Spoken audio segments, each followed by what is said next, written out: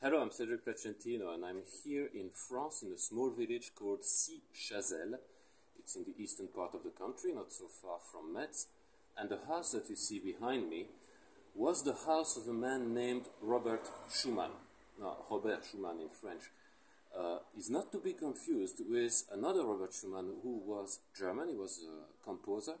This Robert Schuman was a Frenchman who was involved in politics. He was a politician in the first part of the 20th century. He was born not so far from here in Luxembourg, and he lived in a region which would pass from France to Germany, back to France, this region of Lorraine, and in fact he had family members on both sides of the country, so he was really a border man. But he was also a man who lived in a time in which France and Germany regularly went to war against one another. In particular the First World War and the Second World War, which he lived, and he experienced this very deeply. Now, at the end of the Second World War, Robert Schuman, who was a Christian, he was a Roman Catholic, was highly motivated to bring reconciliation between these two nations, France and Germany. It was really his life motive, his political motive, really, to bring reconciliation between those two nations. And his time came after the Second World War.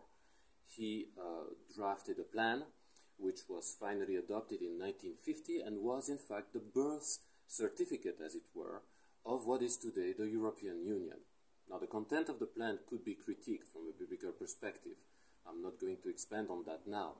But one thing we ought to recognize is the heart of this man who didn't want to, in other wars, he didn't want to bring punishment against Germany, but rather bring reconciliation and build together the future. Well, the result of that was that now today, we're in 2023, it's nearly 80 years of peace that this part of Europe has experienced, something that has almost never happened since the Roman times. So we ought to be thankful to God for such a man who had the heart of bringing reconciliation.